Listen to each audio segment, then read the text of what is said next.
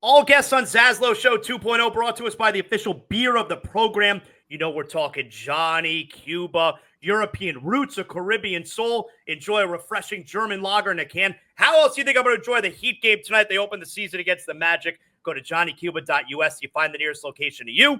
Make sure you always drink responsibly, and don't forget Johnny Cuba's mantra, stay tranquilo. So this weekend, ESPN Radio College Football Campus Tour brings me and Amber Wilson to Baton Rouge for LSU and Texas A&M. It is also the rare weekend that off-roading with Lucy Rohdin will be in the same campus. Hello, Lucy. How are you? I'm so great. I'm so excited. Go Tigers.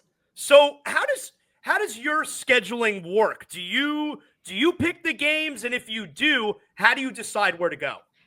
We pick some of the games. Some of it is sponsored decided, and that stuff is decided back in July. I take a look at the schedule in like April, May, so we can start planning that stuff out because it's really, really expensive to go to all these different college football games. We choose based off of where we think is going to be a good game and where we know the crowd is going to be good. So LSU is always a given every year for the schedule because you know they're going to have some marquee games, and that is like one of my favorite fan bases ever. And so when you pick LSU, just like we did, we didn't know what time the game was going to be. So like we're all hoping it's going to be a night game, which it is. Yes, so we never know what time it is either. As like a fan, night game is the best. As like a college football fan who wants to watch as many games as possible, I love the morning kicks. Like give me an 11 a.m. kickoff anytime. Yeah. But when you're in Death Valley, we got to go to the game last year against Alabama where they lost by like 50. So I don't feel like I got the full experience. So this year I'm hoping for a more competitive game so I can really get Death Valley at night because that game was over after the first quarter. So what makes and so I was there last year in Baton Rouge, the day game against UCLA. I didn't even stay for the game. I got done with my show. So I'm going to the airport. I got to go home. And everyone was telling me, you got to come back for a night game. So luckily, this game was named the night game. I was very pleased. And obviously, huge stakes, Texas A&M. What makes Death Valley at night so great? Honestly, I think it's just you give people an extra 3 hours to get more drunk, to get more excited, to get more energized. And so, like, they're already naturally LSU fans are at an 8, just intensity level at all times. You put that at night, okay, now you're at a 12 because these fans are so intense. They love the Tigers so much. And I think specifically with the way LSU season has gone so far, which is not the way they wanted it to have a big game like this where you have the chance to win, especially when Brian Kelly has been very good at night since he's taken over that job. I think there's just like an extra level of intensity with it. Oh, yeah, that's right. Didn't he, after they won the game earlier in the year where they had the run at the end, didn't he say you should be congratulating this team? They're 17-1 in their past 18 night games. Didn't he say something like that? He absolutely did, which is a weird stat to bring up. It was such a specific one. Like, how many of those 18 night games were you a part of? Very few, right? It was just, like, so specific, and you're like, for what? For what? That's weird. What has been, so is this year 3 you've been doing off-roading? Yes. So what has been your favorite stop? Like, what's the most fun fans when it comes to tailgating and just hospitality? What's the best to you? What's so difficult is I don't have like an answer for that, which you're probably like, oh my God, I texted you the questions earlier. You should have one.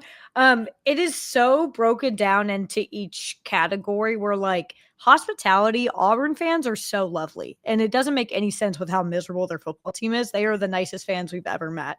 Tailgating, like the actual tailgating setup is Ole Miss by far. The Grove is the best.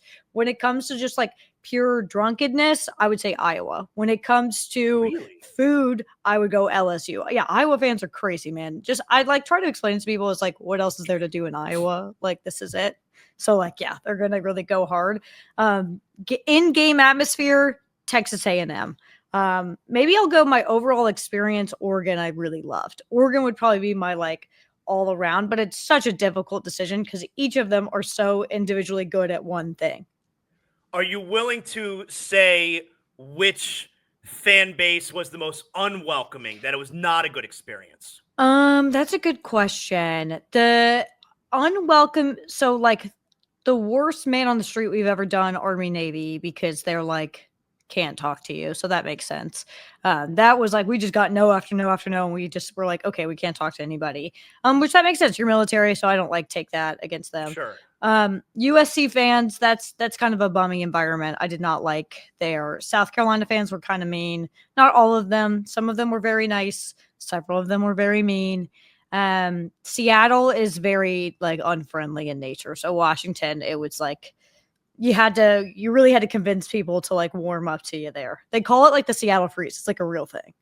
I was told last year, my first year doing the campus tour, and I went there the first week of this season. I was told Ohio State fans brutal, that they're rough.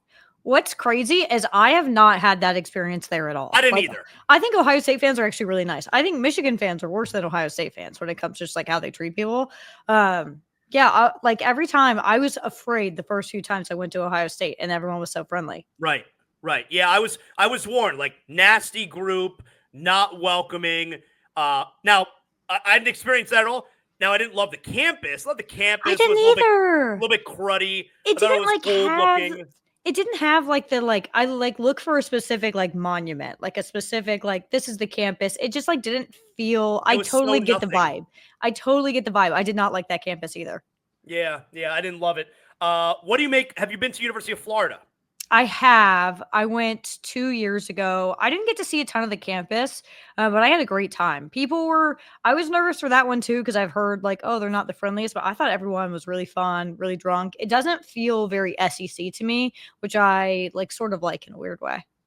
You know what I experienced, and it was my second time in South Bend because I was there last year, but and I was there last weekend. It's a very pleasant atmosphere. Very pleasant. Right? It's really pleasant as opposed to, let's just say, an SEC game. It's everybody's getting riled up. It's a wild atmosphere. Everyone's angry, There's a lot on the line. And I felt it to be a very pleasant atmosphere at Notre Dame. Yeah, it was very like chill, where like is a good thing, but also you're like, hey, let's like get fired up a little bit. And we were there for the Boise State game, so like I'm sure it was different than like USC where it's like a rivalry. But yeah, it was lovely is a great way to describe it. It was lovely, but it was not intense. Do you think there is a way? The Miami Hurricanes lost last week at Louisville, at home against Louisville. Is there any scenario where the Canes run the table? They could miss the ACC championship game, all right, because they don't have the tiebreak against Louisville. And you have Georgia Tech and Virginia, who are still undefeated right now. Can they not even play in the ACC title game? They're a one-loss team and miss the playoffs altogether? No, I don't see that happening. I think that their non-conference is strong enough with USF and Notre Dame because I think Notre Dame feels kind of like a lock for the playoff for me right now, unless they drop a dumb game, which Notre Dame has done, but I think they're done with MAC teams on their schedule, so they should probably be good. Yeah, when it comes to like Miami, if you win out, I think you're fine. Even if you don't make the ACC championship game, they are a team that passes the eye test. They are a team that is already ranked really high. They are a team that like has a brand name that can help them. I don't see them missing the playoff without losing a dumb game. What's a better job, Penn State or Florida? So I thought about this question all day. I was like, what is my answer going to be for this one? Because I do think they're pretty evenly matched, but I'm going to go Penn State for a few reasons. And there are more reasons against Florida than they are for Penn State.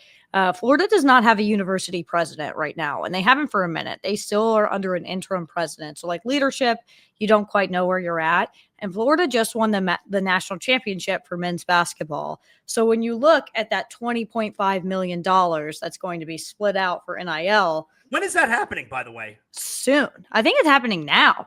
I think it'll probably be this upcoming season because it was approved starting like July 1st of this year. But I'm not quite sure on like the actual timeline for the 20.5.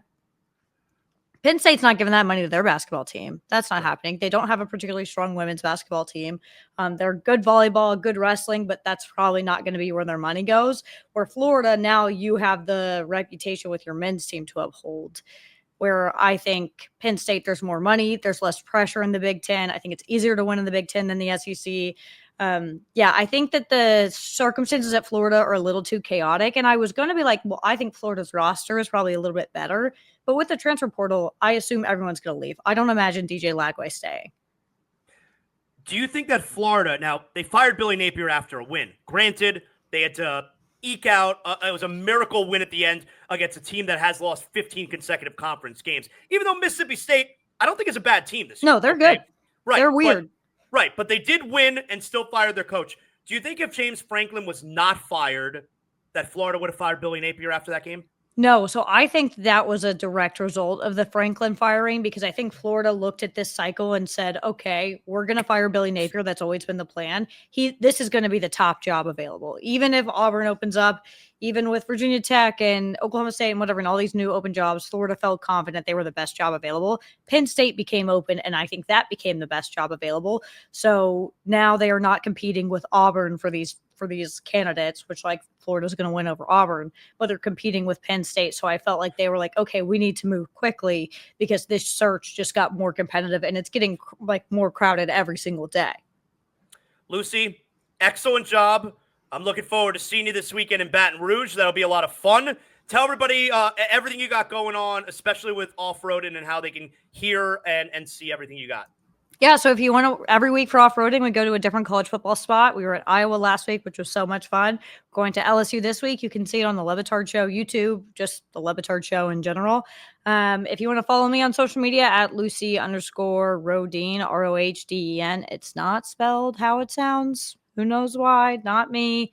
And yeah, you can find me pretty much everywhere if you just search up Lucy Rohdin. I think there's only one other one of me.